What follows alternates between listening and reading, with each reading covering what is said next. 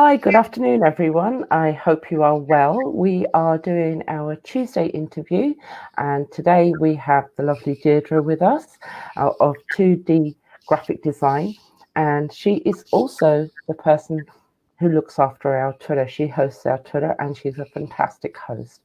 So without further ado, I'm going to invite Deirdre. Hi, Deirdre. Deep. Basically, hopefully the camera's behaving itself now.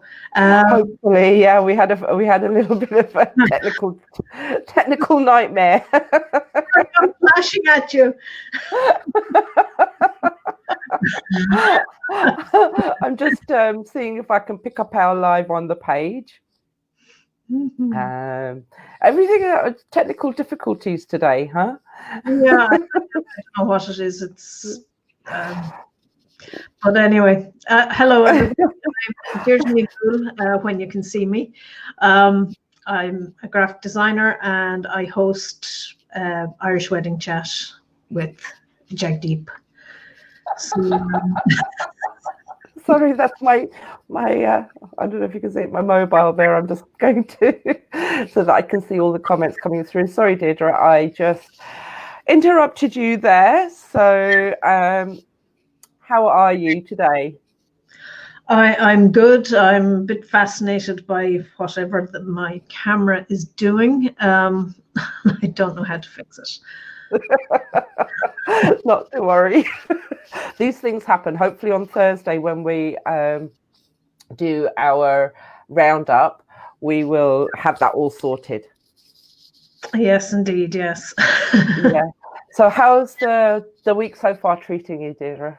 The week's going well. Like, I mean, had after the shock of absconding parents, I have settled. I had a strict chat with them to explain that even if they were going to go off in the cars, that meant that they weren't supposed to get out of the car. So that was that was. I had a fabulous conversation with a friend and customer of mine this morning, so we've big plans ahead on that one. Excellent. It's a good day so far.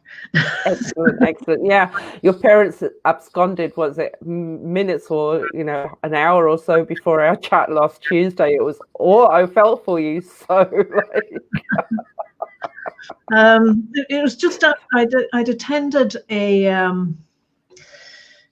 kind of a health and wellness seminar with Treating Goddess and Clodagh McComiskey, and that had just finished, and you're feeling great, and I heard this familiar sound, and I saw my father's car go down the road, and I just automatically got up and started to move towards the door, and then I saw my mother's car, and it was heading in the same direction, but I managed to stop that one. Get there. I thought, where are you going?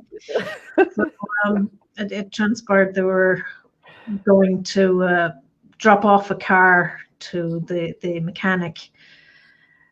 At least that's what I was told. It was quite some time before they reappeared.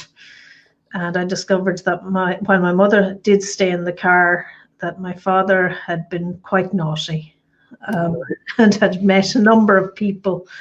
So anyway, I gave out to him, and I believe he had a few words with some of my siblings. But that was quite, yeah. Well, put it down to experience, huh? Yes. Well, you don't think you give out to the parents, but they have had you on a few adventures recently, haven't they? They have, yes. Well, it must be hard though for older people to be cocooning, so like your heart goes out to them a little bit anyway, I'm sure. Yeah, well, I live across the road from them, and so they have two gardens to play in, so to speak. So, but at least now they can walk. They can. Yeah. Nice. Exactly. So we'll move on to our first question, Deirdre. So the first question I'm going to ask you is, I'm going to dive in right deep, like, so, I want to get people to know a little bit more about you and your fantastic story. So tell me, Deirdre, what is your biggest failure? At the window, would you believe? And I Say that again. Somebody's just knocked at the window. Do you want to go and see who it is? I better do that. Okay. If it's who I think. Okay. See if it's your mom or your dad. Okay. Sorry about this. That's okay. This is live. Such is live.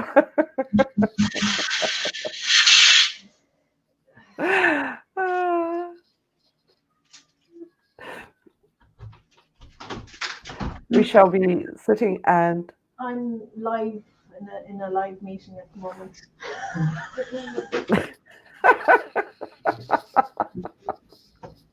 Okay.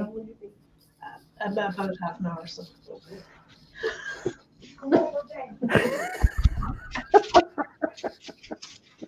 Just out of curiosity now, does that make a difference to the lighting? No. We'll see. It does a little bit, yes. It does a little bit, yes. We'll see if it'll stay there.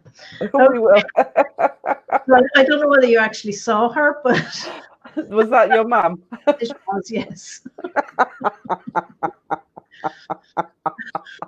Excellent. Live. Such is life, huh? Well, when we were looking back on this, we'll be able to have a bit of a giggle, huh? Yes. Mind you, we always have a bit of a giggle, thank God, Yeah. So anyway. She's live and kicking anyway. Yeah. So, okay, now going back to the original, I'm actually crying here with the tears. With the laughter. Brilliant. Okay. So coming back to my original question, okay, or rather my first question, what is your biggest failure and what did you learn from it? I shouldn't be smiling when I say that. Well, I mean, as with everything, there is a touch of, in hindsight, there is a touch of black humor to it. A touch, yeah. So essentially, my biggest failure is that I did not succeed with developing a safe space for older LGBT. I have spent a number of years working in the community as well as a graphic designer, but this was trying to develop a social space, and I spent a lot of time bringing other people on board. And as part of this, I worked with people developing the LGBT youth, and I brought that to fruition, the LGBT youth group here in Wexford. And there were a few other activities. We had a newsletter. We did hold social events, and as we got a little more successful, we received a substantial grant from a local grant agency. And it was then I discovered that group grants breed greed. And that essentially, we had had plans to hold 2 large meetings. And we'd had the first meeting, and a group of people had come along, and they seemed to be very interested in making things work and developing things. Some of them were going to do the social side. And basically the second meeting, they hijacked it. And they said they didn't want anybody that was previously involved in the group in any way to be involved ever again. And they wanted to get their hands on the money, essentially. Wow. So, but my biggest failure was that when I was involved in things, that I didn't push my agenda more, that to get people more involved in in developing the old for LGBT social scene and safe space for older people. Yeah. And, Yeah, that must be difficult, like, you know, because I was just thinking of the conversation we had with Sharon from Celtic Knot Weddings and Events. Yeah. And it was her uncle that came out. He came out fairly late in life, and I've got a really good friend, and he came out, I think he was over 50 before he came out, you know, as being gay. Yeah. So like, because it's, in a sense, it's relatively new, not maybe for the younger generation, but for our generation and older, it would have been maybe something to be ashamed of almost. Would I be kind of right? Or, you know? Not so much that the individual, the gay individual is ashamed, as that maybe their family are ashamed, or and they try to push their shame onto the gay, lesbian, bisexual, transgender person. And I mean, for some strange reason, people seem to forget that this person is they're the same brother, sister, cousin, uncle, aunt, relative that they were before you knew this personal aspect to them, you know. And it's amazing how just you know, just that small fact can create such emotion, hatred, and what is really, you know, it is a personal thing, in the same way that somebody's religion is personal, except you have a choice over what religion you want to be, or a choice to leave your faith if that's what you choose to do, you know. But it is difficult. I would imagine, like, you know, it'd be difficult to turn around and you know, come out of the closet, if you would, and then to be met with such animosity and hatred. Like, that must be devastating. So like, for you to go ahead and try and create this safe space was quite courageous of you at the time, I would have thought. Well, I was working with a team of people that were also working towards the same goal. And when I first came out in my late teens, I had been involved in I had attended an icebreaker group, and I knew people that in the between years they had tried to develop things as well in Wexford. So when I was asked to be on the committee, I said yes. I have things that, you know, we're all working towards the same goal. We all want to make Wexford a safer space. Yeah. Yeah. I mean, it's just one of those things as to why complete strangers believe they have a right to comment and react to what's a personal thing, and they react like, you know, there are good people and there's not so good people. Yeah, it's yeah, exactly. Okay, we'll move on to our next question, because I know that we could talk about this for ages, but I want people to get to know you. We don't have any viewers at the moment, but hopefully people will watch this on replay and get to know you a little bit more about Deirdre and the wonderful person that she is. So just following up on my first question there. So what advice would you give to your younger self, Deirdre? Well, there's a number of things. I mean, basically, with that, one of the things that brings up is that to follow your own goals. That, you know, to create your own quest and find your solution.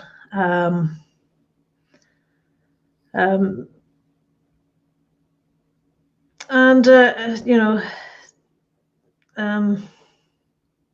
I had a whole answer to this earlier. It's just disappeared, has it?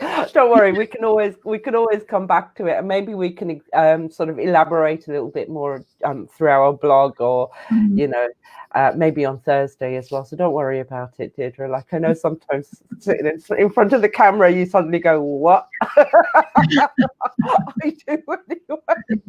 That's all right. Yes. Okay, let's have a little bit of fun now. Let me ask you, Deirdre, what is your favorite song?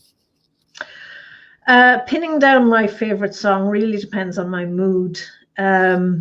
So basically, I Am What I Am by Gloria Gaynor would be one that I particularly like to dance to and used to really entertain some of the people. And I have 3 different variations of it by the same artist. It's I Think We're Alone Now by Tiffany. Oh. So I have the original, and I have the electronic version, and then there's kind of a pseudo country rock version as well that she did more recently. So I enjoy it in all its formats. Excellent. We have a couple of people joined us. I don't know who it is, so please do say hello. But that's good to know. Gloria Gaynor. What was that? Gloria Gaynor and I Am What I Am, and Tiffany. I Am What I Am. That's a classic, yeah. And the other one was? I'm writing it down here. I Think We're Alone Now. I think we're okay. Cool. Might play them as an intro, like, you know. So yeah. for our next interview on Thursday. Okay.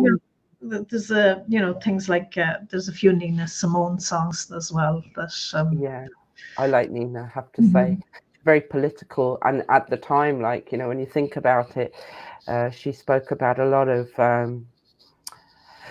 what would you know, very hard issues, and she sung about them for her people at the time. Yeah, you know, I like Nina Simone is amazing. Fantastic pianist that, you know, I mean, and you know, her education and, you know, becoming the virtuoso that she was. Not to mention she was active right up almost to her, and she lived a long time. She lived a very long time. She did indeed. So I'm going to wrap this up with another question. I know I had a list of them, a load of them, but maybe, you know, we can do another interview.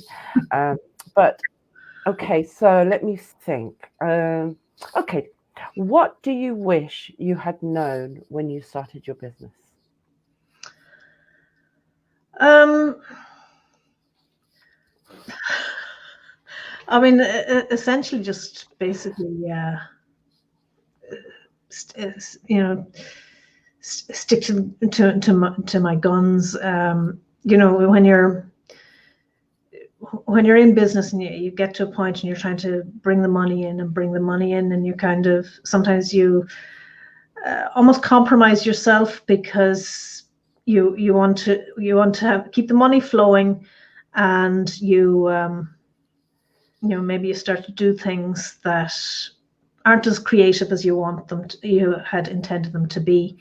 I mean, as a designer in college, we were told that if we wanted to work in graphic design or typography or the creative area as an artist, we would have to go out and work for ourselves. So that was never that it wasn't a surprise to me that I'd need to do that.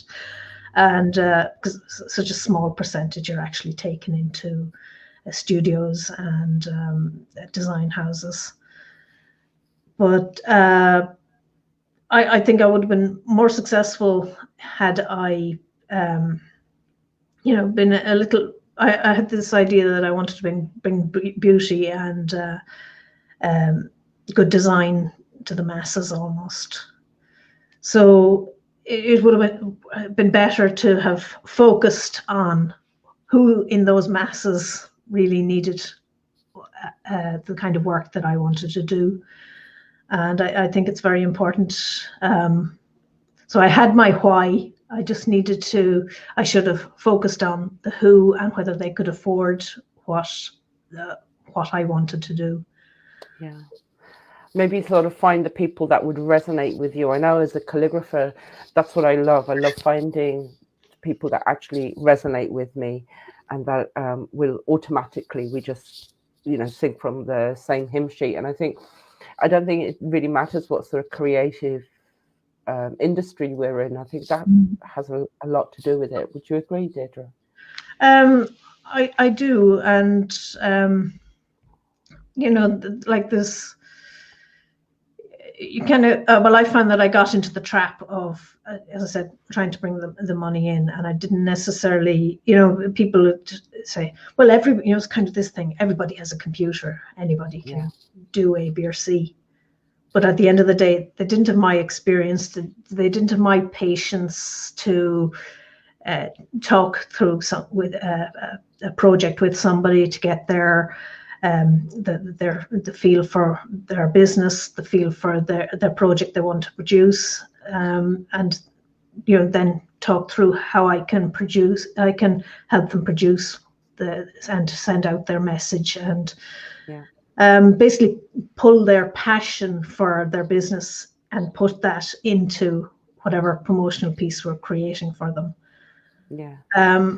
Now that kind of thing takes time, and it also, and then the design process after that, you need to find, the person needs to be able to, the designer needs to be able to explain to them how a project is progressing, how the project, in the simplest terms, how it will achieve what the both customer and the designer wants for the business. And it's important that the project not only reflects the business, but also that reflects, mostly it should reflect the business, but also in a creative and beautiful and